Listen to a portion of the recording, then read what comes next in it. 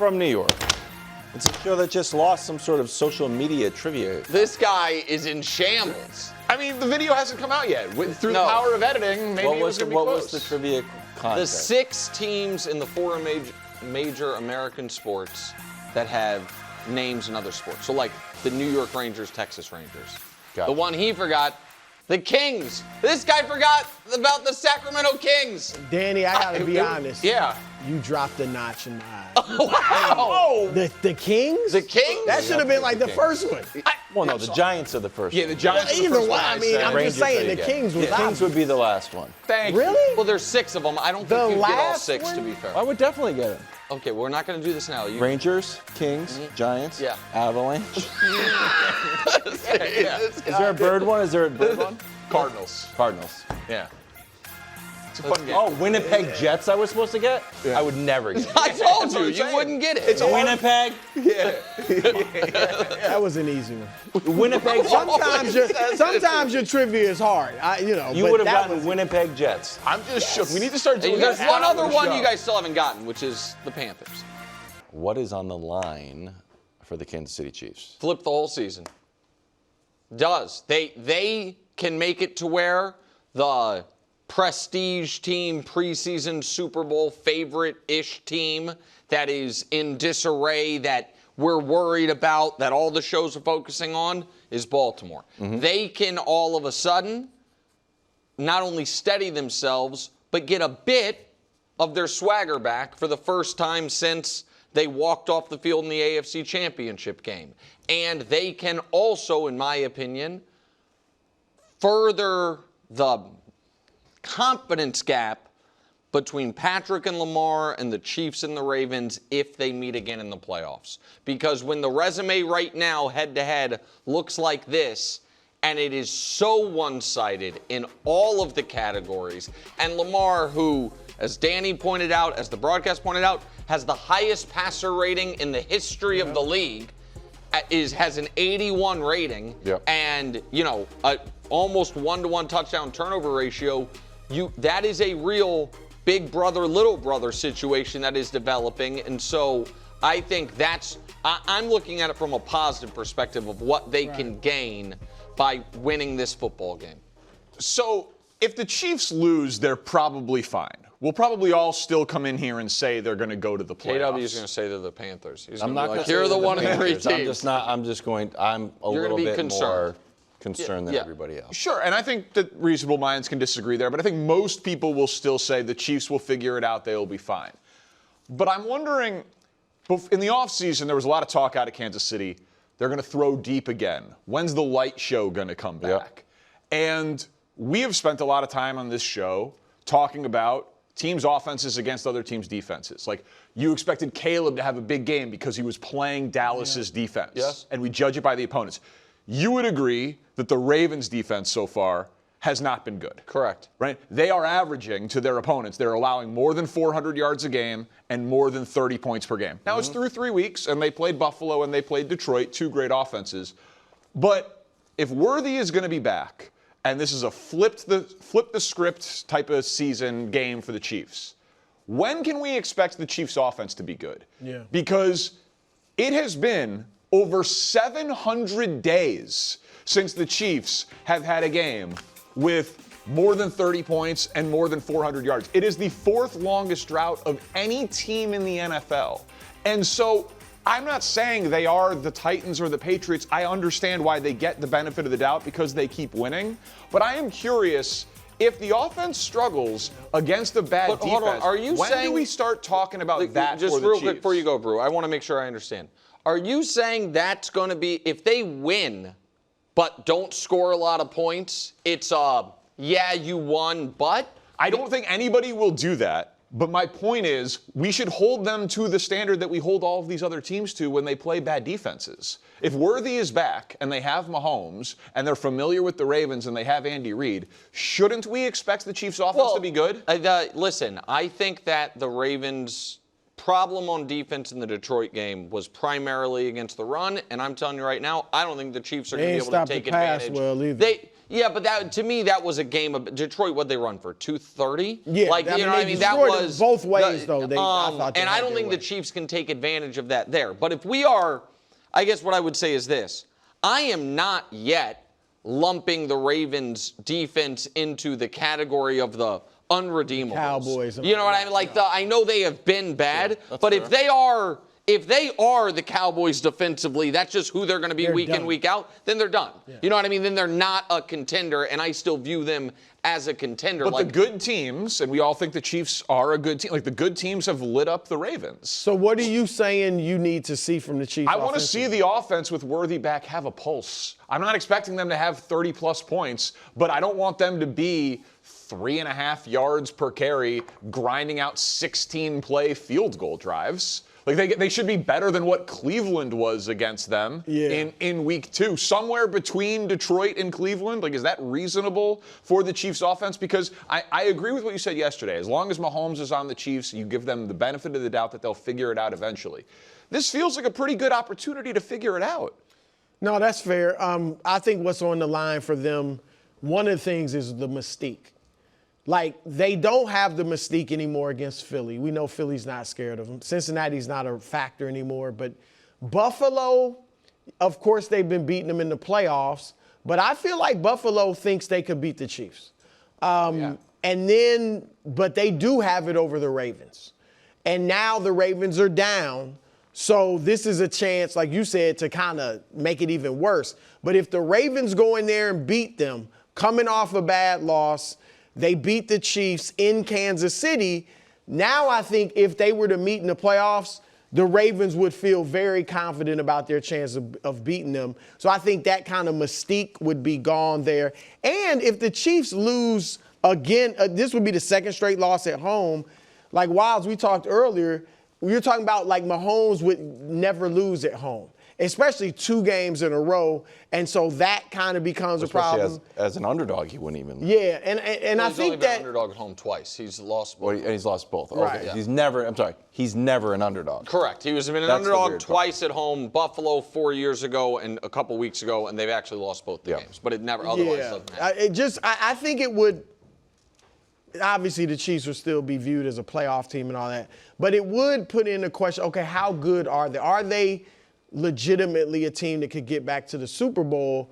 When you look at it, would have been 3 losses to the good teams they've played. And then that Giants win, like you said, that's a terrible defense, and they didn't light them up. So hold on. I disagree. I just want to be on the record here. I do not think the Giants have a terrible defense. They gave up 40 to the Cowboys. I understand they played terribly in week 2 defensively. I just want to be on the record that I think when we have more data about team defenses may get better, year, but now it hasn't been a good defense. And I agree. I don't think it's terrible because you got some good talent, but it's not playing well. Again, like it was terrible in week 2, Brew. I thought the Giants defense was fine in week 1. I thought they were good in week 3. I thought the Chiefs were awful offensively in that first half. Awful. It was the biggest play of the Chiefs offense was the quarterback stripping a Giants defender of the ball, otherwise known as the tackle that turned the tide. But still, my question is this. If the Chiefs win the game, is there going to be we probably overreacted a bit to a 3-point loss to Philadelphia? Because that's like losing week 1 against the Chargers in a Brazil game against a Charger team. Like they were the favorites. But that was a bit surprising. It was surprising to me. I picked the Chiefs to win the game. But what really the 5-alarm fire was, they're now 0-2. The 0-2. They've never started 0-2. I think the more surprising loss was the Chargers. Well, maybe, but I'm saying it was the putting the spotlight on is, the what's wrong with the Chiefs are the Chargers the class of the division? Are they even in the Bills and Ravens class? All of that happened once they got to 0-2. If they win this game, are we back to a place of, they're fine? Because for me, they will be. Yeah. And I'm for the most part, I think there'll be and see how it happens. But there could be more questions now about the Ravens. Well, so I depending on how it looks. Yeah, I think there will be. Listen, I think both of these teams are overwhelmingly likely to play in January, right? I think most people, the odds, everything would say that. The Chiefs, if they lose, though, and they're 4 games into the season, and their one win is against the Giants, and Worthy has returned, then where do you get to turn and say, like, okay, Rashee Rice solves all of our problems? Right. And I guess my point is the exact same. Whoever loses this game, you should say that about, because if the Ravens lose, and the one win is against the Browns, and we're saying, oh, Kyle Van Noy or whomever solves all our problems, I agree with that. And so if that's where we're at, kind of narratively going into the game, I think that's fair. If it's that whoever loses this game because of who they are and who their quarterback is, you're not writing them off, but there will be real concern. It feels to me like and it felt to me this week, that the Ravens, oddly, and the odds, by the way, back it up, have a bigger benefit of the doubt than the Chiefs do. And that, to me, is weird. And, I mean, you said Monday, like, you loved the Ravens plus 2.5. Well, like minus 2.5. I'm sorry. Well, listen, we've seen the Ravens look excellent offensively against the Bills and against the Lions. I haven't seen the Chiefs look excellent offensively yet. No, you've seen them look good defensively, not excellent offense. Yeah, and I'll trust the offense over the defense at that point. I expect the Ravens to win this game. Wilds, what wins championships? Defense wins championships, but it's not defense wins week 4. That's right. Yeah. Oh, okay. That's all right. Saying Good point. Try to do that. That one's open. No. Tackle the turn the tide. I'm putting all my eggs Offense in that wins basket. week 4. Caleb, coming off one of the best games of his career, 4 touchdowns, wasn't sacked, named NFC Offensive Player of the Week for the first time in his career. Pete Carroll will be ready for the Bears. Microphones just have no relevance. Size, is it this big? Is it this big? No one knows. Are you expecting another monster game from Caleb here against the Raiders? I am, and I'm drinking the Kool-Aid a little bit. And I can point to, like, the Raiders' defense the last 2 weeks has been bad, and Caleb has feasted on bad defenses both against the Cowboys last week and against the bad defenses he played last year. I can make the numerical argument for you guys, but you mentioned there that today, a couple hours ago, Caleb Williams was named the NFC Offensive Player of the Week. And that is it's the first time that he's done it. It's not the biggest accomplishment in the world. But I just wanted to play you guys a clip because this has come out since you guys have been on the air. Ben Johnson met the media. Oh, wow. And Ben Johnson kind of gave us a little bit of insight into how Caleb reacted to receiving this award. Back-to-back Offensive Player of the Week on the board, Wilds. I think it is. Locked in. Brew, how did that land? Locked in. Ben? Yeah. Well, hold on. How did it land for you? You're the only one reacting to it. You don't like that? That he was stoic. Oh, yeah, locked in.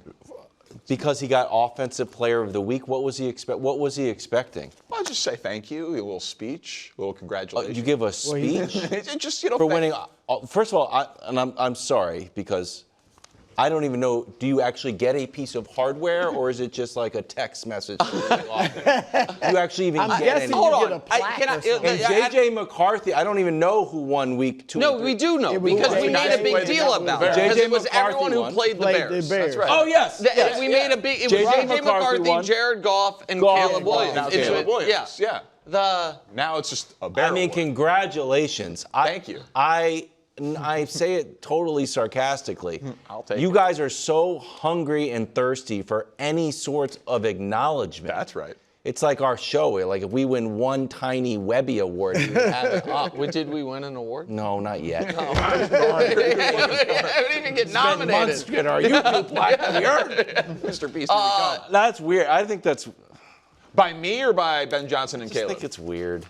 I don't even think it deserves a mention. I think it's odd. Wait, what do you mean? It doesn't deserve a mention that you get. I'm confused. I mentioned it, but I'm surprised. Like, man, he walked in here stoic. Hold on. I don't know if you heard what he said. He said that at the team meeting, he tried to. Ben Johnson. Like Ben Johnson tried to basically acknowledge Caleb in front of the group for winning Offensive Player of the Week, and that Caleb basically brushed it off.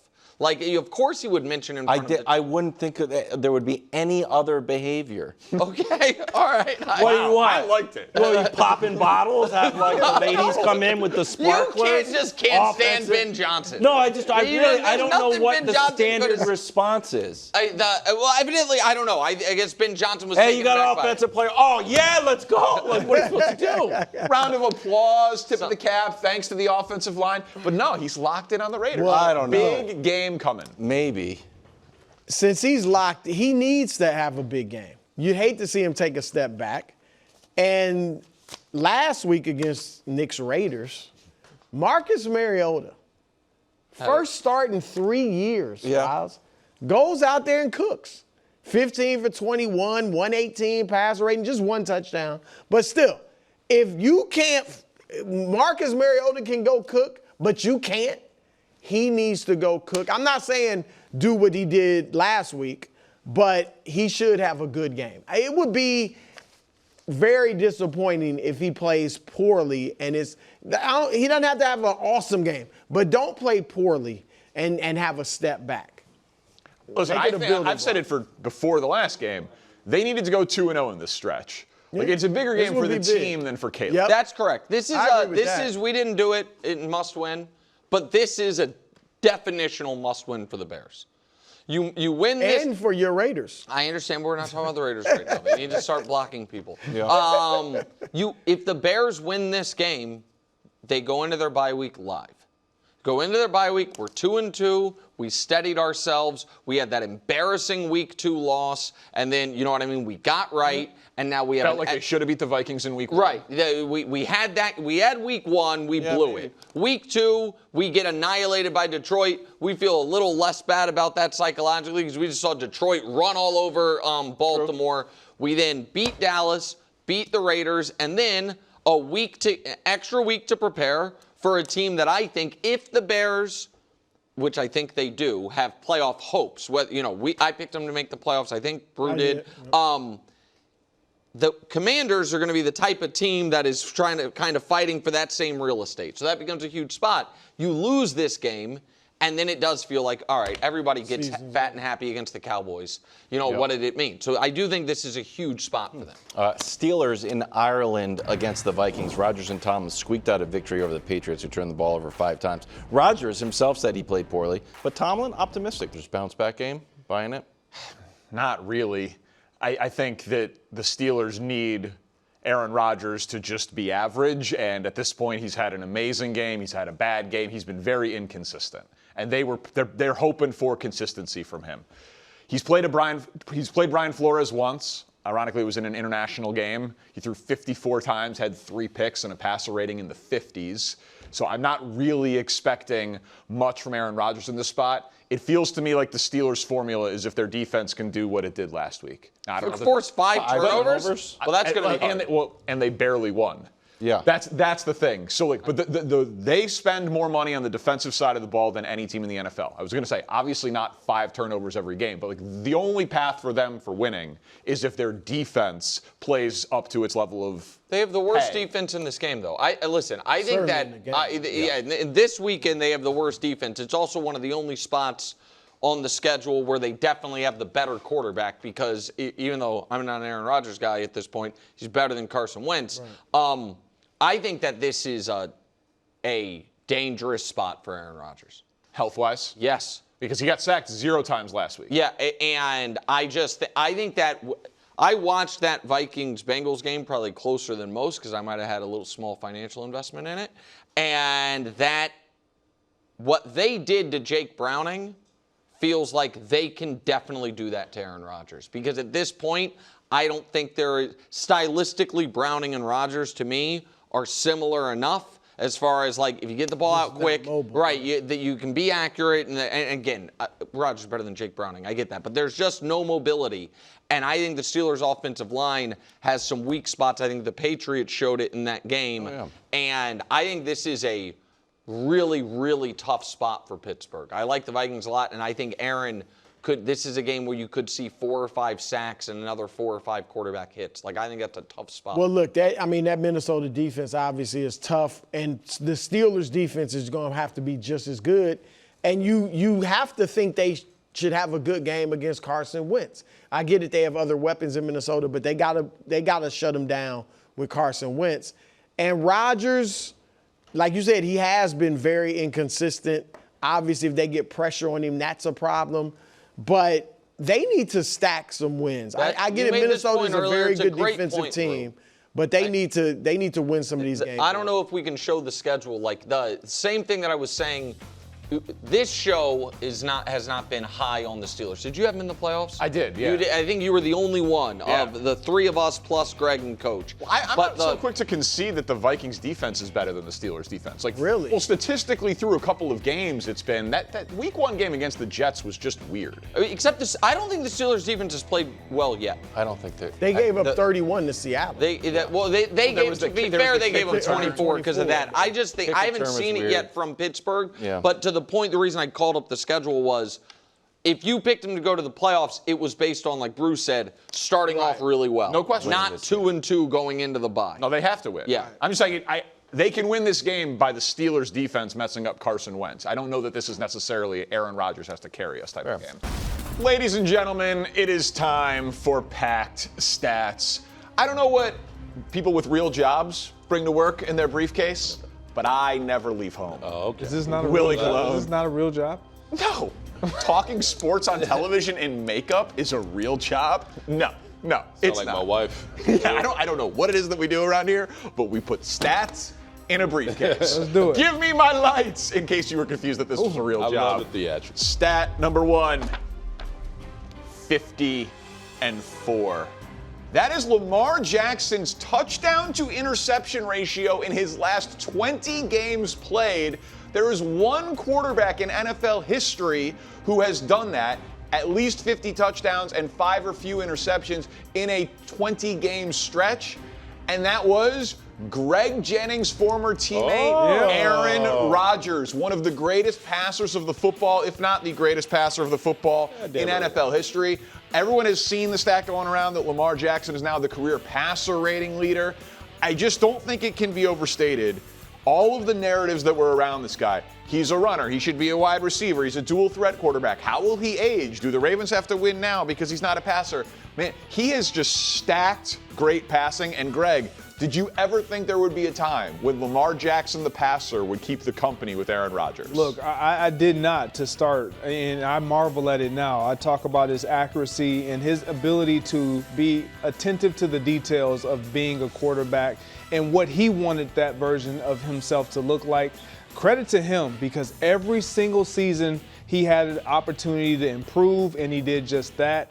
I was one of those guys that was like, if I was a receiver, I wouldn't want to go to Lamar Jackson early in his career. Now, you look at it and it's like everybody wants to go play with that. Everyone's eating. Yeah, I agree. I think he's definitely transitioned from being an explosive athlete to an elite processor. I think that's what we see right now. But what we witnessed Monday night was a mugging in the trenches. 7 sacks at home wearing the All Blacks. That's something to be concerned about. And what we saw was him take a lot of bad sacks and really try to rely on his legs instead of using them as a weapon. And what's crazy about Lamar, especially in this 11 personnel offense, which is one tight end, one running back, he likes to see these deep developing routes, right? So he can see the big ball, so he can see everything in front of him. When you speed him up and force him to make decisions on the run, that's when he becomes mortal.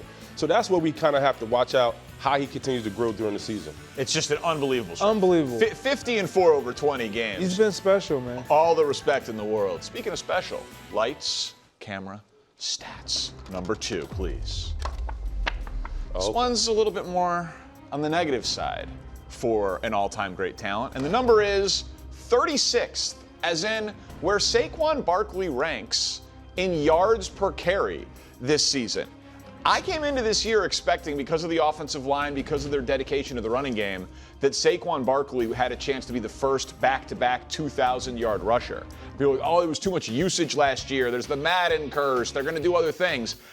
I don't know when, and I want to defer to you guys, because it's 3 games. When is time to worry about Saquon Barkley? The Bucs' rush defense is good. Yeah. When is it time? If not yet, now when? Well, I think it's too early to worry, honestly. I think it's not about panic. I think it's about the run operation and the Eagles not being predictable on early downs. And I also think it's about using Saquon in a multitude of ways. Have him in the slot, use him in motion. You can do a lot of things with him because he can do anything at the position. What's the problem with Saquon right now in his production is everybody's loading the box. They know he's the #1 threat. So Sounds like your quarterback needs to throw it but out there. I'm glad you said that. Yeah. But that's why Sunday's game with the Rams was important, because we saw time after time defenses say, hey, we're going to shut down Saquon. Let's see if Jalen can beat us. And what has Jalen done? He's beat them. He just beat you. Right. Yeah, not now is not the time to worry. Look, last year we got spoiled because it was big run after big run, explosive run, and all those things. But early in the season, when we saw Saquon in this uniform with this offense, it was light show. It was him not only making those run impact plays, but even in the passing game. And I just think once you get a guy like this, one good game, it's like everything else just builds up, and then it's downhill. Well, I was going to say this. Saquon has a boxer's mentality. He's going to bang the body, let your hands fall, then he'll go for the knockout. That's how he was with the Giants. That's how he is now, and that's how he's forever going to be. So I'm not worried about it. So I just want to ask you, it's not about usage. Because like a narrative is he had too much mileage last year, and that's impacting him this year. I agree. No. This is just about predictability, and defenses understand. If he gets going, it's over. There's nothing you can't do. You can't let that be the reason why they beat you. All right, see, we're giving stats and we're dispelling narratives out there. I like it. The third and final stat that I brought to work today, lights. I do like the briefcase. I give it a hard time. I do like it. It's hard for me to open sometimes. It's very heavy, this briefcase. Here we go. Uh-oh. 18 and 17 for a quarterback, C.J. Stroud, that until last week, if you looked at any top 10 ranking, his name was all over it. And I would just say his production is not matching his reputation. What is 18 and 17? That is C.J. Stroud's touchdown to turnover ratio in his last 17 starts, because we included the fumbles in there. C.J. Stroud had an incredible rookie season, and it resulted in them winning a playoff game against Joe Flacco. And then he followed it up with not as impressive of a year, but a lot of people blamed it on the offensive line. And then he won another playoff game where his defense turned over Justin Herbert 4 times. And I feel like because of the playoff results, he's living on this reputation of, I'm a top 8 quarterback. I'm a top 10 quarterback. And his actual performance is not backing it up. He's making, when I'm watching the games, bad misses and bad turnovers consistently, because this is about now half of his career, the last 17 games. So to me, the production of C.J. Stroud, Greg, is just no longer matching the reputation of a top 10 guy. Yeah, it's not. And I was one of those guys that was beaten on the desk saying that he was one of the top 3 quarterbacks coming out of his rookie season. Wow. And he just hasn't been that. And like, to your point, we excused it last year because of all the injuries at wide receiver with Stephon Diggs, obviously Tank Dell, and even Nico Collins, all 3 of his top main targets. But this year, you're going into the season with what you have, and everyone in that building understands you just have to be a difference maker.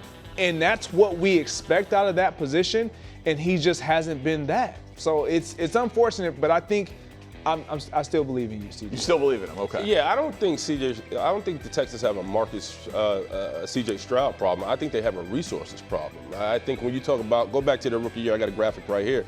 He was sacked 38 times his rookie year, right? 2024, 52 times he was sacked. Yeah. This year, 8. So you talk about a guy right now, lack of resources, no protection, run game, blah, tight end depth, yuck. So at the end of the day, this man is shouldering all this, and because of the missed throws, the bad mechanics, and watching him look unhinged in a pocket, that's a result of not having anybody he can lean on while trying to run a new offense with Nick Kelly. A lot of those sacks are CJ. That's exactly what I was asking. He holds on to that ball, and he has to be able to get rid of the ball, especially when you know that this is not your strength up front. Like, we all know that. You know that more even so than we do. Right. And so you have to understand, where are my outlets, get the ball out of my hand, get the ball into my playmaker's hands. And something's just not right. I think he's lost confidence, But this is why I think it's a fit situation, because you have a new OC, right? And I agree with you. The offensive line can't protect him. But then I watched Todd Monken and what he did with Lamar Jackson, slapping on a quick game scheme where Lamar knows if I don't have it in 1-2, it's getting out of my hands to the flat. I have outs. If you know that's an issue for you up front, as a new OC, you got to help that young man out, because you know he has the goods, but you got to give him options where he can get the ball out and he can be efficient and stay on time. Yeah, see, I thought his rookie season was a little overrated because it was just there weren't a lot of turnovers, but there also weren't a lot of big plays. He stacked a lot of his touchdowns in 1 or 2 games. So to hear you say that you think he's lost confidence, I do. Well, the whole thing on him was how cerebral he was, how mature he was. Yeah, well, not to cut you off, you lose confidence when you've been hit that many times. There you go. You know what I mean? Like, absolutely. Yeah. I mean, that's just a big development for a kid who's won 2 playoff games already, his first 2 full seasons in the NFL. So 18 touchdowns against 17 turnovers for C.J. Stroud. Got to be better, man. Thanks for watching. Subscribe here to get more from the show and to check out clips from other shows on FS1.